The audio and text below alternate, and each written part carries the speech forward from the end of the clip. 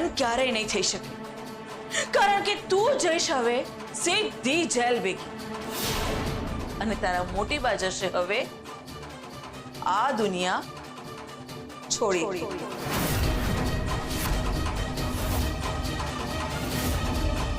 Aunty please please આંટી, થોડું તો વિચારો। હું એમને નથી કહી રહી કે મોટી બા ઉપર અત્યાચાર ના કરો। અત્યારે એમને પ્રેમ, લાગણી અને હૂંફની જરૂર છે, નહીં તો હંમેશા માટે મોટી બા રહેશે, ના વસુંધરા। તને શું લાગે છે તું આમ ખોડો પાથરીશ એટલે હું પીગળી જઈશ? તું આમ ખોડો પાથરીશ એટલે તારા મોટી બાને અહીંયાથી હું જવા દઈશ? પણ એવું નહીં બને। ચાલ નીકળ અહીંયાથી, નહીંતર હમણાં જ પોલીસને ફોન કરીને તને જેલ ભેગી કરીશ। ખોડો પાથર્યો છે ને એટલે તને જવા દઉં છું। જો બીજી વાર આવું કર્યું છે ને તો હું તારું કંઈ જ નહીં સાંભળું।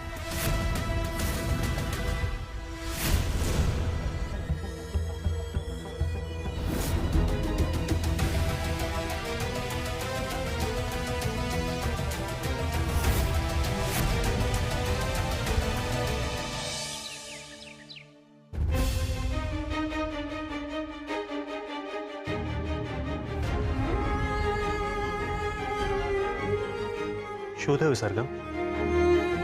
ના થવાનું હોય એવું લાગી રહ્યું છે। કેમ આવું બોલી રહી છે? મોટી બા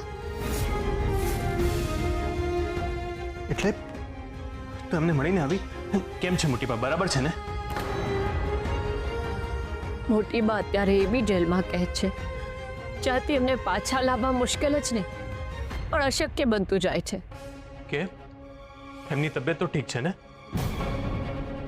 ના, બિલકુલ ઠીક નથી। તો હવે શું કરીશું?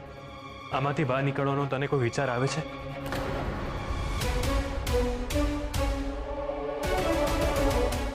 ધ્વનિત, હું જે વિચારી રહી છું એ આપણા વ્યક્તિત્વની એકદમ વિરુદ્ધમાં છે, પણ આપણે એ કરવું જ પડશે।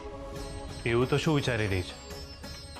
જેમ શ્રી કૃષ્ણ હસ્તિનાપુર ગયા હતા દુર્યોધન સાથે સંધિ કરવા અને 5 ગામ માંગ્યા હતા, પણ દુર્યોધને ચોખ્ખી ના પાડી દીધી હતી, અને છેલ્લે તો 100ની અણી જેટલી જગ્યા આપવાની પણ ના પાડી દીધી હતી।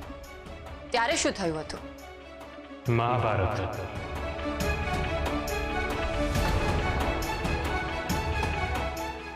એટલે આનો અર્થ શું છે?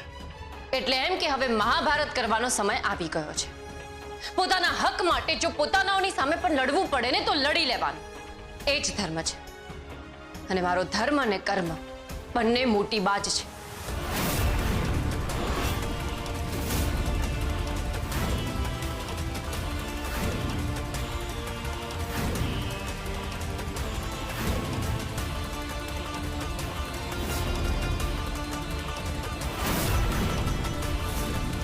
એટલે તું શ્યોર છે આ બધું કરવામાં?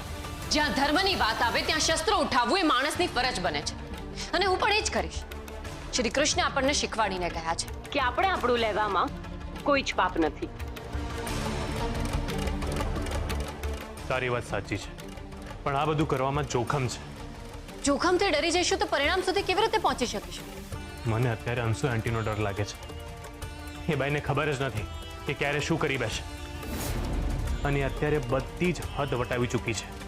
એટલે જ તો કહી રહી છું કે હવે સમય આવી ગયો છે ભાન ભૂલેલાને ભાન અપાવવાનું, અને અંશુએ આંટીએ તો સરેન્ડર કરવું જ પડશે। સરગમ, હું તારી સાથે છું, એટલે તું બોલ, ક્યારે કરવું છે અને શું કરવું છે? બોલ તું। મોટી બાને મોટી બા બનાવવા માટે જે કરવું પડે એ જ આ નાની બહુનો ધર્મ છે, અને સરગમ એનો ધર્મ નિભાવશે। પછી ભલે એના માટે મારો જીવ પણ જતો હોય તો પણ મને મંજૂર છે।